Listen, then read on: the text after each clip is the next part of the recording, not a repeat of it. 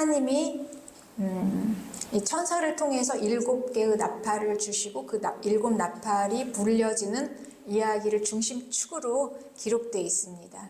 7개의 나팔 안에는 이제 그 두 증인도 있고 그리고 마지막 제국, 짐승 제국이 이제 들어 있습니다.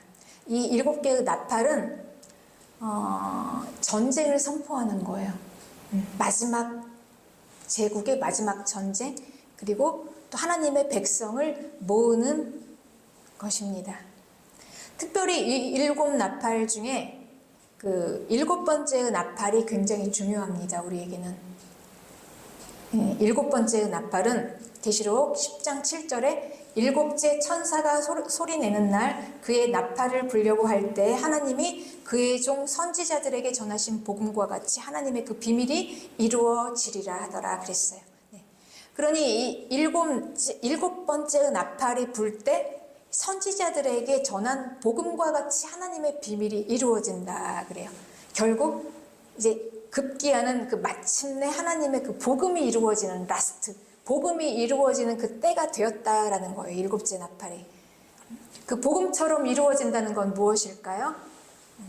복음은 우리에게 영원한 생명을 주신 거예요. 영원한 생명을 받아서 우리가 부활하게 되는 거예요. 부활. 죽음에서 부활하는 성도들의 부활이 이루어진다라는 것입니다. 그러니 이 7번째 나팔이 부러질 때 그때 급기야 많은 사람들은 알게 될 거예요. 역시 복음이 이루어지는구나. 영원한 생명이 있구나. 부활하는구나. 그렇습니다. 우리가 이 땅에서 사는 동안에는 다 알지 못해요. 그런데 우리가 이 땅에서 사는 이유가 무엇인가? 결국 부활이구나. 마지막 날 부활하는구나. 이게 이제 드러나는 것입니다. 7째 나팔이 불려질 때 모든 걸 다 알게 될 것입니다. 그리고 성도들은 부활하게 될 것입니다. 성도들이 영원한 생명으로 지옥에서 끌어올려내서 천국으로 가는 거, 죽음에서 생명으로 살아나는 거, 이게 정말이구나 라는 걸 이제 알게 되는 것입니다. 그렇습니다. 그러니 우리가 사는 가장 중요한 여러분 우리 인생의 목표가 무엇이고 우리가 어디를 향해 있습니까? 바로 이 부활이에요. 7번째 나팔입니다. 네. 계시록 11장 15절에는 7째 천사가 나팔을 불매 하늘에 큰 음성들이 나서 이르되 세상 나라가 우리 주와 그의 그리스도의 나라가 되어 그가 세세토록 왕노릇 하시리로다. 네. 그러니 이 7째 천사가 나팔을 불 때 7번째 나팔에 성도들은 부활하고 그때 이제 예수 그리스도의 왕국이, 즉 이 땅에 예수 그리스도의 정부가 들어서게 된다라는 것입니다. 세상 나라가 예수님의 왕국이 되어진다라는 거예요. 그러니 이 짐승, 마지막 제국인 이 세상 나라의 이 클라이막스인 짐승 정부는 무너지고 이제 예수 그리스도의 정부가 들어서게 된다라고 분명히 말씀에 기록되어 있습니다. 그리고 아주 실제적으로 이 땅에 예수님이 왕이 되셔서 통치하는 그 나라가 세워질 거예요. 이게 바로 하나님께서 이스라엘에게 약속하신 이스라엘의 마지막 회복입니다. 이스라엘, 하나님의 나라 이스라엘의 완전한 회복. 그러니 이 예수님의 정부는 아마 지금 이 이스라엘 땅에 아마 세워질 것이다. 아주 실제적으로 그 나라가 세워질 것이다 라고 예상할 수가 있습니다. 그럼 이제 이 부활한 성도들은 7째 나팔이 불면 부활해서 신령한 몸을 입고 이제 그 이스라엘 땅에 실제적으로 세워지는 예수님의 정부인 그 예수 그리스도의 왕국으로 이제 들어가서 살게 되는 것입니다. 이게 바로 첫째 부활입니다. 성도들의 부활. 우리는 이 부활에 다 참여할 것을 소망으로 삼고 살아가는 자들입니다. 그러니 그 나라에 들어가는 자들이 누구인가는 아주 중요합니다. 여러분. 네. 그리고 우리는 다 이 나라에 들어가야 합니다. 우리는 첫째 부활에 다 참여를 해서 부활해서 예수님이 왕이 되시는 이 나라로 들어가야 하는 것입니다.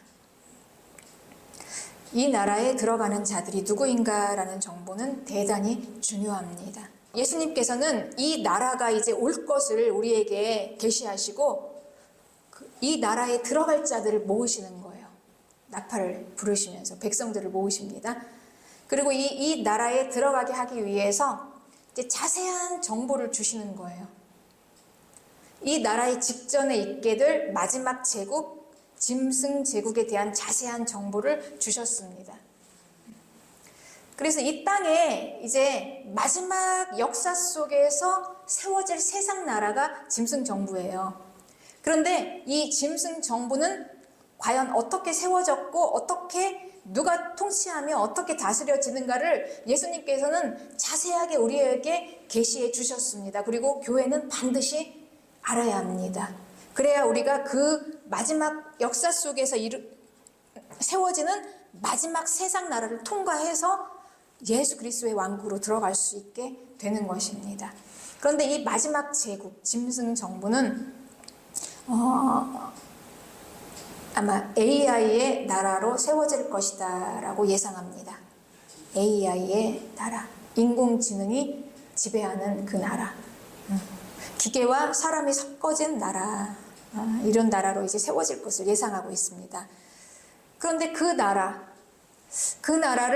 이제 이 세상 사람들은 예측을 합니다. 그리고 많이 두려워도 해요. 대안도 생각합니다. 어떻게 하면 그 나라를 잘 살아낼 수 있을 것인가 많이 연구를 합니다. 그런데 이 나라에 대한 아주 자세하고 정확한 정보는 오직 성경만이 기록되어 있어요. 이 나라에 대한. 그래서 이 마지막 제국인 AI 시대의 이 나라를 성경이 아니면 제대로 해석할 수가 없는 거예요. 성경에서는 예수님께서 분명하게 말씀해 주셨습니다. 그 나라가 세워지게 된 배경에 대해서 아주 자세하게 기록되어 있어요. 마귀가 하늘에서 쫓겨나서 땅에 내려왔다. 그리고 마귀의 목적은 뭐냐? 교회와 싸우기 위해서, 성도들과 싸우기 위해서. 그러니 이 마지막 제국은요, 천하 없어도 마귀가 성도들과 싸우기 위한 목적으로 세운 나라인 것을 믿으시기 바랍니다. 네. 이걸 누가 알겠습니까? 교회가 아니면 알 수 없는 거예요, 이거는. 뭐 AI 제국이다, 뭐 마지막 제국이다, 시대가 어떻다 하더라도 이 마지막 제국을 가장 바르게 우리에게 분별해서 해석해 줄 수 있는 이 정보는 오직 요한계시록 이 말씀입니다. 그렇습니다. 그래서 예수님께서는 이 마지막 제국 AI 시대가 뭐 아무리 복잡하고 여러 가지 우리에게 두려움으로 와도 오직 목적은 하나예요. 그 마귀가 성도들과 싸우기 위해서 세운 나라다. 이렇게 아주 명확하게 우리에게 그 정보를 주고 있습니다. 그러니 이 마귀는요, 이 세상에 뭐 권력을 잡거나 아니면 이 평화에 관심이 없습니다. 그리고 자기가 통치하고 다스려서 이 땅을 잘 살게 하겠다라는 것에도 관심이 없어요. 마귀의 목적은 오직 하나, 성도들과 싸우려고. 이게 바로 목적입니다. 그러려고 이 짐승 제국을 세워놓았다라는 것입니다. 그러니 이 마귀는 성도들과 어떻게 싸울 것인가? 자기를 경배하게 하고 마귀를 경배하고 마귀를 경배하는 자들에게 주는 표를 나누어줘서 이 표 안에 그 표를 받아야 그 나라 안으로 다 들어올 수 있게끔 그렇게 이제 계획을 세우고 이 성도들에게 표를 나누어 주는 거예요. 그리고 자기를 경배하지 않으면 죽입니다. 그러니 이 마지막 때의 이 싸움은 대단히 치열한 싸움이 될 것입니다. 그러나 우리는 두려워할 게 없습니다. 교회는 승리할 수 있고 그리고 승리한 자들이 이제 나와 있어요. 이기는 자들을 오늘 이제 본문에서 말씀해 주셨습니다. 이기는 자들이 누구인가? 그들은 표를 받지 않는 자들이에요. 그리고 짐승에게 경배하지 않는 자들이에요. 그들은 목숨을 걸고 자기 믿음을 지키면서 이깁니다.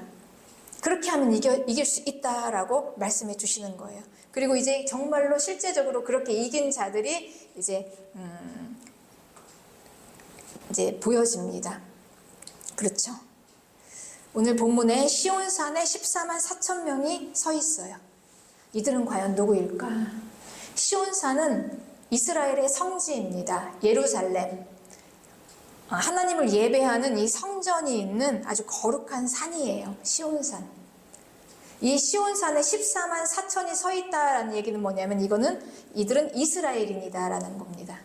이스라엘, 유대인들, 구원받은 이스라엘. 예.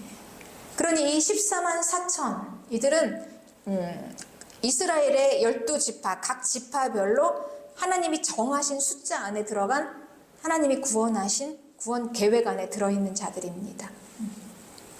14만 4천 명 구원받은 이스라엘. 그들이 제일 먼저 보여요. 그들이 부활했어요. 그 마지막 제국인 짐승 정부를 이제 통과해서 이기는 자들은 누구인가? 그리고 이제 보여지는 게 시온산에 서 있는 이스라엘 14만 4천. 이스라엘이 먼저 부활해서 서 있습니다. 이스라엘은 하나님이 하나님의 것으로 선택한 장자의 나라예요. 큰아들의 나라. 큰아들은 그 집안의 기업을 이어갑니다.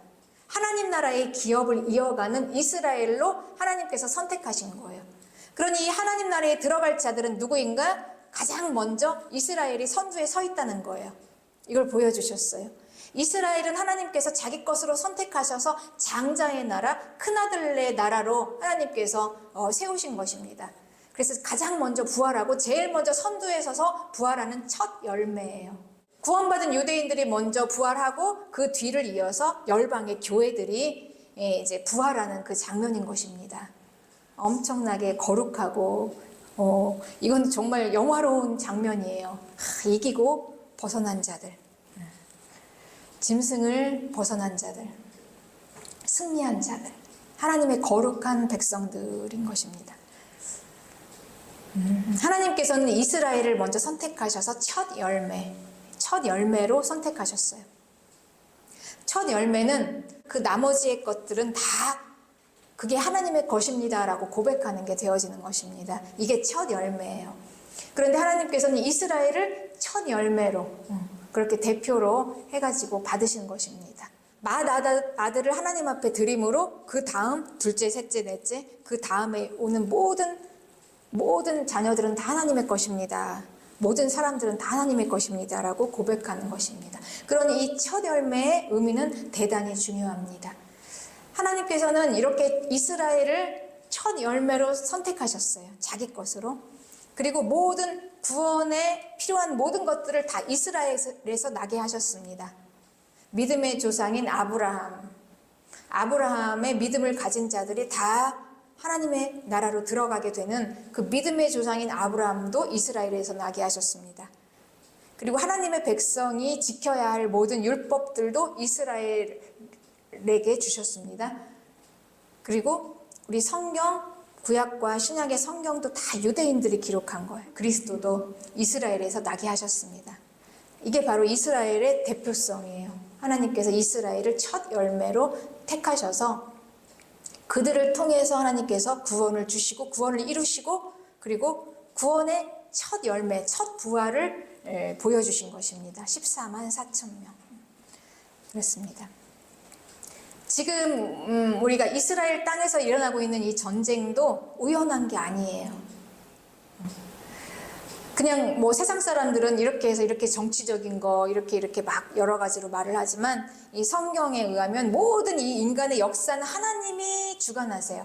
그리고 하나님의 손으로 이 역사를 끌어가십니다. 그리고 하나님의 뜻이 이루어집니다. 이 역사 속에서. 그러니까 첫 열매로 이스라엘을 선택하신 하나님께서 지금 이게 행하시는 모든 일들은 우연이 아니죠. 이스라엘은 첫 열매로서의 자기의 소명을 지금 감당하고 있는 것입니다.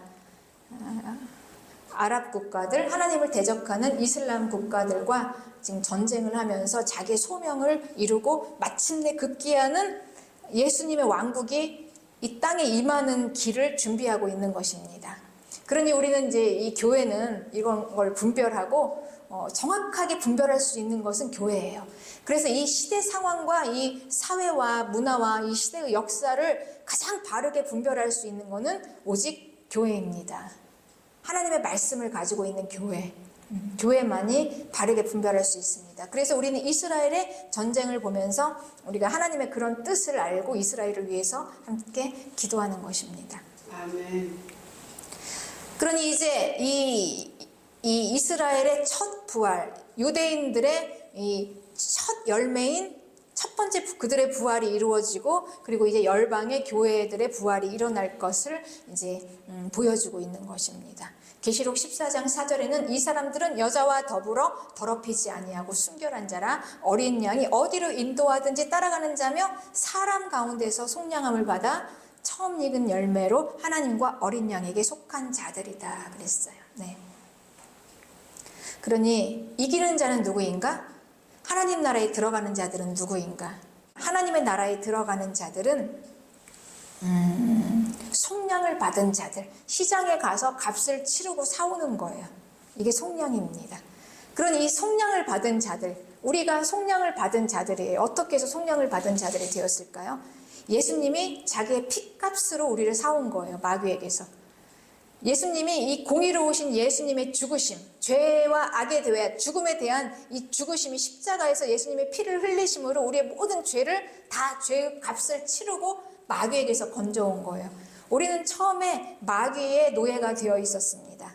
그런데 예수님께서는 자기의 십자가에서 흘리신 그 핏값으로 마귀에게 아주 정당한 방법으로 그 값을 지불하고 사온 거예요, 우리를. 그러니 여러분, 지금 우리는 누구의 것이 되었습니까? 우리는 분명히 이제 예수 그리스도의 것이 되었다. 나는 예수 그리스도의 것이 되었다라는 것을 여러분 알고 사시기 바랍니다. 이제 더 이상 나는 마귀의 것이 아니에요. 마귀는 나를 주관할 수 없어요. 손댈 수도 없고 나에게 영향을 미칠 수가 없어요. 나는 예수 그리스도의 것이니까. 이 믿음 안에서 나는 예수 그리스도의 것이 되었습니다. 이게 속량이에요. 그러니 예수님의 핏값으로 사서 예수님의 것이 된 자들, 그들은 하나님의 이름으로 인쳤어요. 내 거다 하고 하나님께서 그 이마에 하나님의 이름을 쓴 거예요. 어린 양이 시온산에 섰고 그와 함께 14만 4천이 서 있는데 그들의 이마에는 어린 양의 이름과 그 아버지의 이름을 쓴 것이 있다 그랬어요. 네. 첫 열매인 이스라엘 14만 4천, 그들을 통해서 이제 그들이 이렇게 되었다면 그 뒤를 따르는 열방의 모든 교회들도 다 이런 조건으로, 이런 자격으로 이길 수 있고 하나님의 나라에 들어갈 수 있습니다. 그러니 우리 이 이스라엘의 뒤를 이은 우리들, 열방의 교회들도 예수 그리스도의 피로, 오직 예수 그리스도의 피로 값을 치르고 사신 거예요. 이 이외에는 다른 방법이 없어요. 그 나라로 들어가는 방법이. 그래서 우리를 속량하시고 우리의 이마에 어린 양의 이름과 그 아버지의 이름을 썼다. 내 것이다 라고 인을 친 거예요. 그러니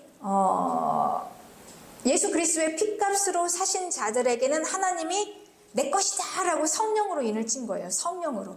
하나님의 영으로 인을 친 것입니다. 이게 바로 저와 여러분이에요. 이렇게 되어져야만 우리는 또 들어갈 수 있습니다. 성령으로 인치시고 하나님이 내 것이다 라고 한 자들, 그러니 우리는 하나님의 것이 된 것입니다. 이들은 영접하는 자, 그 이름을 믿는 자들이에요. 예수 그리스도의 이름을 믿고 영접하고 세례받고 그리고 하나님의 자녀가 된 자들, 이들이 하나님의 것이다. 이들을 하나님께서는 성령으로 인치셔서 성령으로 인치신 자들을 천사들은 다 찾아내서 그 이마에 하나님의 이름을 다 썼어요. 저와 여러분이 이런 자들인 것입니다. 그러니 이제 우리는 예수님의 피로 우리를 사서 너무나 합법적으로 증서가 있어요. 그 증서가 사왔다라는 증서. 그 증서를 가지고 마귀에게서 우리를 건져내서 지옥에서 끌어내서 죽음에서 끌어내셔서 우리를 내 거다라고 성령으로 인치셔서 아주 단단히 하나님의 것이 되게 한 자들입니다. 그냥 하나님의 것이에요, 여러분. 하나님의 것이라는 존재감으로 사시길 바랍니다. 우리는 하나님의 것이라는 이 존재감이 없기 때문에 우리가 내가 누구인지를 모르고 그냥 살아가니까 아직도 마귀의 자녀인 줄 알고 그냥 마귀에게 속한 자들의 아직도 이 습관에서 벗어나지를 못하는 거예요. 그런데 이제 하나님의 자녀다라고 하나님께서 인치시고 넌 내 거야 라고 딱 하나님께서 성령으로 인치셔서 누구도 건들 수 없게 그냥 아주 단단히 하나님의 것으로 만들어버린 거예요. 우리를 이마에다 인을 쳐서. 그러니 이제 우리는 어떻게 살아야 되겠습니까? 하나님의 것으로 살아야죠. 이제 하나님의 것이 된 자들, 하나님의 자녀들에게 율법을 주신 것입니다. 하나님의 것이 되었으니 이제 율법을 주신 거예요. 이렇게 살아야 한다. 이렇게 살아야 한다. 가르쳐 주신 거예요. 이 율법은 하나님의 것, 하나님의 것이 된 하나님의 자녀들이 살아가는 방법입니다. 이 율법이 우리에게는 분명히 있어야 돼요. 이 율법은 하나님의 자녀가 아닌 자들은 관계가 없어요. 그들은 세상 사람들은 관계가 없어요. 그러나 하나님의 자녀들에게는 너무나 중요한 법이에요. 이렇게 살아야 우리가 사니까. 그 전에는 우리가 이걸 몰랐어요. 마귀에게 속했기 때문에 그냥 마귀가 가르쳐주는 대로 세상 사람들이 다 하는 대로 그게 그냥 죄인지도 모르고 악인지도 모르고 그냥 그렇게 살았던 거예요. 그런데 이제 하나님의 것이 되어서 이제 하나님의 것이 된 하나님의 자녀들에게 이렇게 살아라라고 주신 율법, 이게 바로 우리를 만드신 창조주가 우리에게 주신 법, 인간 사용 설명서입니다. 네. 모든 만들어진 것에는 그 사용 설명서가 있죠, 여러분. 네. 그 제품에 대한 설명이 쫙 들어있고 어떻게 사용하라. 하나님께서는 우리를 만드셨어요. 그리고 모든 사람 가운데 하나님의 자녀를 선택하셨어요. 택하신 자들.